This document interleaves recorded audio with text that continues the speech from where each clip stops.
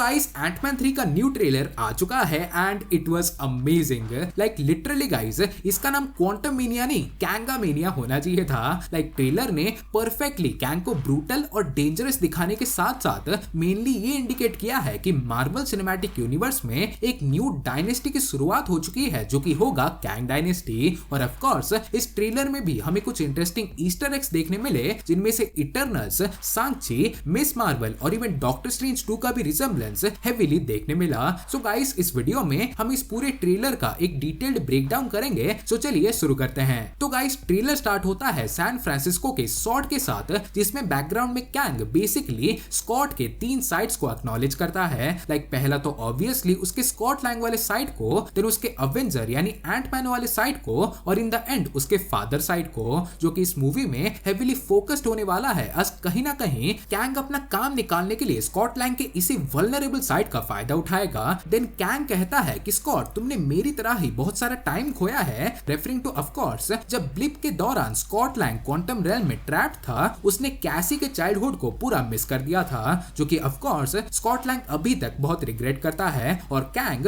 उसके इसी रिग्रेट को ही कैपिटलाइज करना चाहता है। देन अगले सीन में हमें कैसी लैंग का क्वांटम डिवाइस देखने मिलता है जिसमें किसी तरह के मैलफंक्शन के कारण से ये पूरे एंट फैमिली को क्वांटम रेल्म में खींच लेता है। और गाइस इस पूरे मूवी में हमें एक चीज याद रखनी होगी कि क्वांटम रेल्म में बिताया गया 1 घंटा रियल वर्ल्ड में 1 साल के बराबर है। लाइक एंड गेम में स्कॉट ने ये बोला था कि क्वांटम रेल्म में 5 साल उसे 5 घंटे के बराबर लगे। सो गाइस ये जब क्वांटम रेल्म से बाहर आएंगे तो एमसीयू में मे बी बहुत कुछ चेंज हो चुका होगा। Like who knows maybe जब बाहर आएंगे तो maybe Avengers the Kang dynasty बस शुरू होने वाला होगा, जो कि लिटरली बहुत इंटरेस्टिंग है। बट हाँ guys back to the trailer, तो अगले सीन में हमें स्कॉट और कैंग का पहला एनकाउंटर देखने मिलता है जहां कैंग बेसिकली ये कहता है कि भाई स्कॉट हम दोनों ने ही बहुत सारा टाइम खोया है बट इसमें हम दोनों एक दूसरे की मदद कर सकते हैं। और गाइस इनकेस अगर आपको पता ना हो तो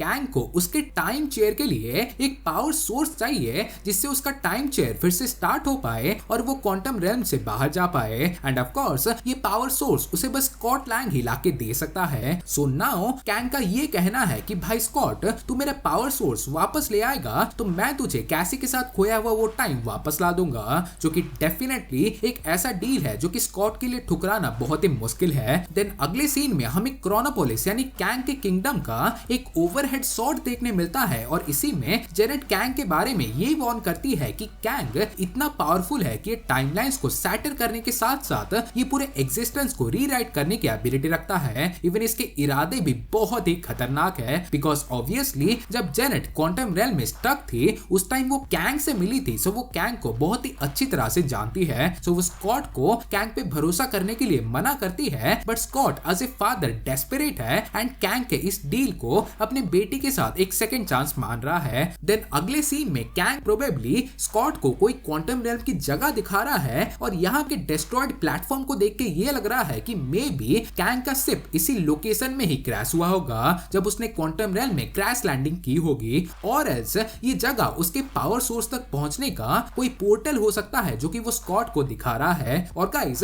यहाँ पे हमने स्कॉट, कैंग और कैसी को पकड़े हुए उसके फुट सोल्जर्स को तो देखा ही बट उनके पीछे हमारा माउडक खड़ा है और वो भी मास्क के बिना। सो नाउ ये पूरी तरह से कंफर्म हो गया है कि पहले एंटमैन मूवी के कोरी स्टोल ही हमारे माउडक बनने वाले हैं। एंड ऑनेस्टली गाइस मॉडॉक का ये डिजाइन खतरनाक लग रहा है। एंड आपको अगर पता ना हो तो मॉडॉक इस मूवी का सेकंड एंटागोनिस्ट होने वाला है जो कि कैंग के लिए ही काम करता है। बट हाँ गाइस मॉडॉक इस मूवी का एक बहुत ही इंटरेस्टिंग वाइल्ड कार्ड होने वाला है। देन अगले सीन में हमें क्वांटम रेल्म के कुछ की लोकेशंस देखने मिलते हैं। लाइक पहला तो जब स्कॉट मिड एयर में श्रिंक होके पोर्टल में जाता है, देन दूसरे लोकेशन में हमें एक ह्यूज गोल्ड रिंग स्ट्रक्चर देखने मिलता है। और गाइस अगर आप यहाँ पे नोटिस करोगे तो इस रिंग पे बहुत से ग्लिप्स बने हुए हैं जो कि इटर्नल्स के शिप के डिजाइन, मिस मार्वल के बैंगल्स और सॉन्गची की चूड़ियों से बहुत ही सिमिलर हैं। इवन यहाँ तक कि ऐसा एग्जैक्ट डिजाइन हमने डॉक्टर स्ट्रेंज 2 के डार्कहोल्ड टेंपल में भी देखे थे। सो गाइस देख रहे हो सब कुछ कनेक्टेड है और ये ग्लिप्स का मतलब कुछ बहुत ही बड़ा होने वाला है जो कि स्कारलेट विच से भी कनेक्टेड है एंड मे बी उसके रिटर्न को भी लीड कर सकता है। देन इसी के बीनीथ हमें हजारों एंटमैन देखने मिलते हैं जो कि चींटियों की तरह एक फॉर्मेशन क्रिएट करके उस स्ट्रक्चर तक पहुंचने का कोशिश कर रहे थे। और गाइस ये सारे एंटमैन कोई वेरिएंट्स नहीं हैं एंड आई थिंक ये हमारे स्कॉट लैंग के ही एकोज हैं एंड मे बी इस लोकेशन में ही कुछ ऐसा स्पेशल है जिससे आप एकोज क्रिएट कर सकते हो, क्योंकि लेटर सीन में जब वहां पे वॉस्प एंटमैन को बचाने के लिए आती है तो उसके पीछे भी हजारों वॉस्प देखने मिलते हैं। सो ऐसा तो नहीं हो सकता कि all of a sudden quantum rail में हजारों वॉस्प और एंटमैन के वेरिएंट्स ऐसे ही आ गए हों। सो गाइस मे बी ये स्कॉट और होप के ही एकोज हैं। देन इसी सीन में जब सारे एंटमैन भाग रहे होते हैं देन इसी में एक जायंट एंटमैन डॉक्टर स्ट्रेंज 2 में मिस्टर फैंटास्टिक की तरह रिबन्स में स्प्लिट हो जाता है and I don't know how but guys इस लोकेशन में कुछ बहुत ही अमेजिंग देखने मिलेगा, वो तो गारंटीड है। देन अगले सीन में हमें witness the beginning of a new dynasty का सीक्वेंस देखने मिलता है एंड ऑनेस्टली गाइस ये टैगलाइन तगड़ा है एंड इस सीन में ये लग रहा है कि एंट फैमिली को क्वांटम रेल्म में शायद कोई हेल्प मिली है और कैंग की आर्मी और उनके बीच एक बहुत ही बड़ी वॉर स्टार्ट हो गई है जिसमें स्कॉट और कैसी कैंग के शिप से भाग रहे हैं और इसी में कैंग अपने क्रोनोपोलिस में खड़े होकर ये सब कुछ देख रहा है। देन अगला सीन शायद क्लाइमैक्स का होने वाला है जिसमें कैंग ने शायद स्कॉट को बिट्रे कर दिया है और मे बी ये जैसा दिख रहा है एग्जैक्टली वैसा नहीं होगा।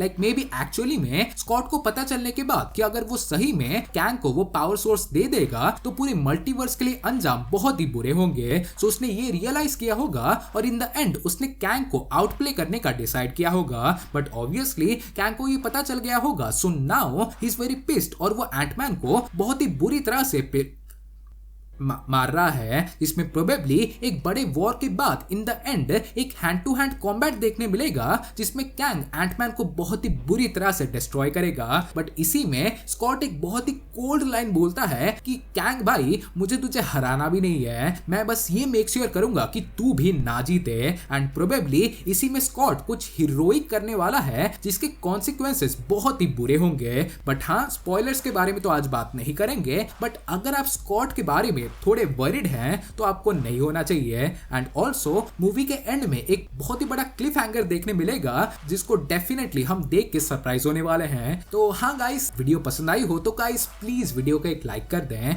और ऐसे ही अमेजिंग वीडियोस और लेटेस्ट अपडेट्स के लिए चैनल को सब्सक्राइब कर दें और मैं आपसे मिलूंगा अगले वीडियो में। तो गाइस तब तक बाय और टेक केयर।